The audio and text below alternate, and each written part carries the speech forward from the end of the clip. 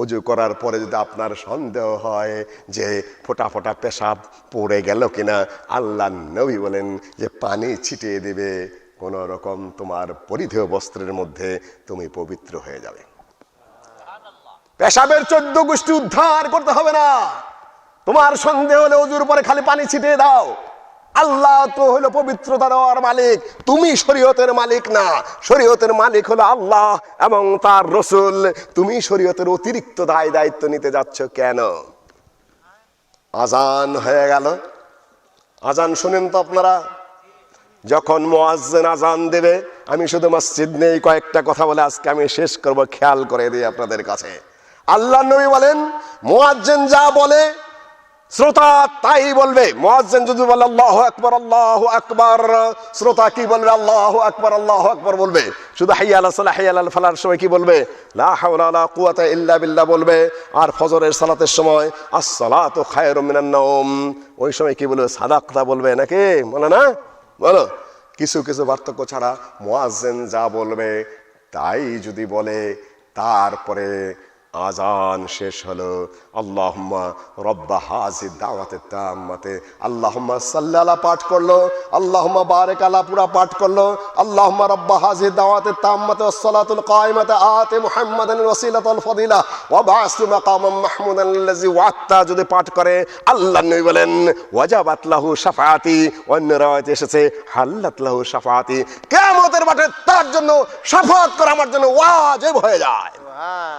আর সুন্নত তরিকায় ওযু করে কেউ যদি আশহাদু আল্লা ইলাহা ইল্লাল্লাহু ওয়া আশহাদু আন্না মুহাম্মাদান আবদুহু ওয়া রাসূলুহু পাঠ করে, এইটুকু সহিহ মুসলিমে আর জামে তিরমিজির হাদিস অনুযায়ী আল্লাহুম্মা জাআলনি মিনাত তাওয়াবিন ওয়া জাআলনি মিনাল মুতাতাহহিরিন, এইটুকু যোগ করে আল্লাহর নবী বলেন তার জন্য জান্নাতের 8টি দরজা খুলে যায়। সুবহানাল্লাহ। তো বলছেন আমলে রূপান্তরিত হবে। তো ইনশাআল্লাহ যুবকেরা, ছাত্ররা, তরুণেরা, ছাত্রীরা, তরুণীরা, প্রৌঢ়রা, বৃদ্ধরা, সালাত মাপ নেই, সালাত মাপ নেই, সালাত মাপ নেই। সালাত অবহেলার বিষয় নয়। অনেকে বলে যে সালাত আদায় করো না কেন? যে আমার তো টুপি নাই হুজুর, তুমি সালাত আদায় করো না কেন? যে আমি তো নয়তন জানি না, তুমি সালাত আদায় করো না কেন? আমার তো প্যান্ট পরে রইছি হুজুর, আমার তো এখন পায়জামা নাই। আমি বলি যেগুলা কোনো কিছুর প্রয়োজন তোমার নেই। তোমার পরনে যদি হাঁটু পর্যন্ত ঢাকনা কিছু থাকে, সে প্যান্ট হোক, পায়জামা হোক, লুঙ্গি হোক বা গামছা হোক, আর তোমার 2টা কান, সহিহ বুখারীর হাদিস অনুযায়ী 2টা কান্ধা যদি ঢাকা থেকে মানকে বাইন, ওই অবস্থায় তোমার সালাত হয়ে যাবে। তোমার টুপির দরকার নেই, তোমার অত পোশাকের দরকার নেই। তুমি যদি এই অবস্থায় সালাত আদায় করো, সালাত হয়ে যাবে এবং তোমার সালাত আদায় করতেই হবে তুমি যেখানেই থাকো। সালাতকে কঠিন মনে করেছো তোমরা। অনেক সময় বলে যে আমার শরম করে গো, মানুষের মধ্যে কিভাবে নামাজ পড়বার জামু। আল্লাহ, তুমি এখনো বোঝো নাই, তুমি এখনো বোঝো নাই বিষয়টি। সালাত তোমার উপরে ফরজ, অন্যের জন্য শরমের কিছু নাই। তোমার কর্তব্য তোমাকে করতে হবে, তোমার কবরে তোমাকে যেতে হবে। তোমার যে জন্য জাহান্নাম যদি থাকে, সেখান থেকে বাঁচার প্রচেষ্টা তোমার করতে হবে। জান্নাতে যাওয়ার প্রচেষ্টা তোমার নিজের করতে হবে। তোমার নিজের ফরজ তোমার নিজের আদায় করতে হবে। শরম লজ্জার কথা বললে তো হবে না। সম্মানিত উপস্থিতি, আপনি এখন সালাতের সামনে গেলেন, মসজিদে গেলেন, ঢুকলেন, কিভাবে যাবেন? 25 থেকে 27 গুণ সওয়াব বেশি। আল্লাহ নবী বলেন আল্লাহর কোনো বান্দা যদি ঘরে সুন্দরভাবে ওযু করে, ধীর স্থির ভাবে সুন্নত তরিকায় ওযু করলো, তবে পানি অপচয় করবেন না। মসজিদের পানি কোম্পানি কা মাল, দরিয়া মে ডাল, ট্যাপ ছেড়ে দিয়ে আপনি বসে আছেন, মিনিটের পরে মিনিট আপনি পানি ঢালতেছেন, হাত ধুইতেছেন। ইন্নাল মুবাযযিরিনা কানু ইখওয়ানাশ শায়াতিন, আপনি ওযু করতে পারেন কিন্তু আপনি এখানে শয়তানের ভাই। আবু দাউদে হাদিস রয়েছে, ওয়ালহান নামক একজন শয়তান ওযুকারীকে ধোঁকা দিতে থাকে, আরো ধোও আরো ধোও, মনে হয় বাত পড়ছে, ভুলে দেয়, এক অঙ্গ বারবার ধোয়ায়, আউযু বিল্লাহি মিনাশ শাইতানির রাজিম পড়তে হয়। পানি খুব অল্প ছেড়ে দিয়ে তারপরে আপনি সুন্দরভাবে ওযু করবেন। পানির অপচয় করবেন না, এটা নিষিদ্ধ। অপচয় করবেন না, এটা নিষিদ্ধ। সুন্দরভাবে আপনি ওযু করলেন ঘরে, তারপরে মসজিদের দিকে বেরিয়ে গেলেন শুধুমাত্র সালাতের উদ্দেশ্যে, যে মসজিদেও যাব, ক্ষেতের কামও একটু করব, দোকানেও একটু কথা বলবো, অমুক জায়গায় একটা সমস্যার সমাধান করব, তাহলে কিন্তু 25 থেকে 27 গুণ সওয়াব হবে না। আপনি গেলেন, মসজিদে গেলেন, আর এই অবস্থায় যাইতে থাকেন, এক পাপ ফেলবেন, আপনার একটা মর্যাদা বৃদ্ধি হবে, র্যাঙ্ক বেড়ে যাবে, আর এক পাপ ফেলবেন, একটা গুনাহ আপনার মাফ হয়ে যাবে। প্রতি কদমে কদমে আপনার র্যাঙ্ক বাড়তেছে আর গুনাহ মাফ হচ্ছে, আল্লাহ পাক মাফ করে দিচ্ছেন।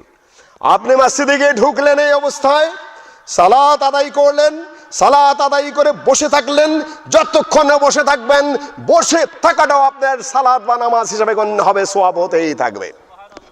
আর ফেরেশতারা বলতে থাকবে, আল্লাহুম্মা গফির লাহু, আল্লাহুম্মা আরহামহু, আল্লাহুম্মা তুব আলাইহি, হে আল্লাহ তুমি তোমার এই বান্দাকে রহম করো, তুমি তোমার এই বান্দাকে মাফ করে দাও, তুমি তোমার এই বান্দাকে দয়া করো, আল্লাহুম্মা গফির লাহু ওয়ারহামহু, এর উপরে তুমি রহম করো। ফেরেশতারা আপনার জন্য দোয়া করতে থাকে। ফেরেশতার দোয়া একে সোজা ব্যাপার, আল্লাহ নবী বলেছেন।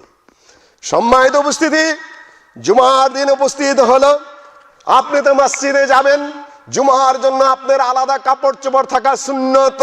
কালো পাগড়ি আল্লাহ নবী সাধারণত বাঁধতেন জুমার দিনে। কানা ইয়াতাওয়াক্কু আলা আসা, আল্লাহ নবী লাঠিতে ভর দিয়ে দাঁড়াতেন, এবং আলাইহি ইমামাতুন সাউদা, সাহাবী বলেন যে আল্লাহ নবীর মাথার উপরে আমি কালো পাগড়ি দেখেছি। আল্লাহ নবী খুতবা দিতেন, খুতবা দেওয়ার সময় আপনি মসজিদে গিয়ে হঠাৎ করে বসে পড়বেন না, 2 রাকাত সুন্নত পড়ে তারপরে বসবেন? বলুন তো দেখি। মসজিদে গেলেন, ঢুকলেন, সেখানে আরেক বালা মুসিবতের সৃষ্টি করা হয়েছে, খুতবার আগে আবার বয়ানের ব্যবস্থা করা হয়েছে। আপনি মসজিদে ঢুকবেন, বলবে বসে পড়ুন, বসে পড়ুন, বসে পড়ুন, আপনাদেরকে সুন্নত পড়ার সুযোগ দেওয়া হবে। মসজিদে ঢোকার পরে 2 রাকাত সালাত আদায় না করে বসা জায়েজ আছে?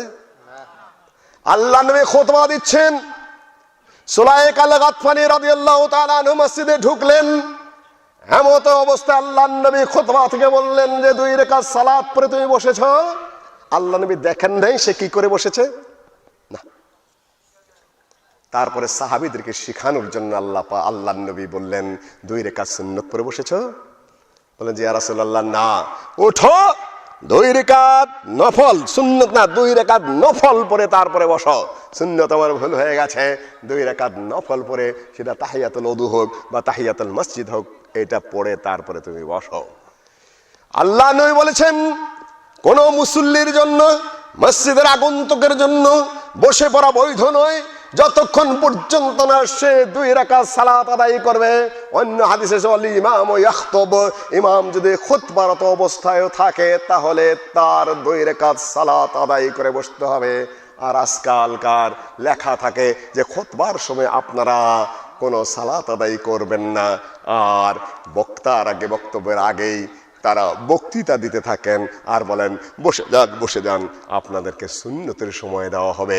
জুমার দিনে সালাতের আগে কোনো সুন্নত আছে? সুন্নত আছে? সুন্নত নাই, নফল আছে।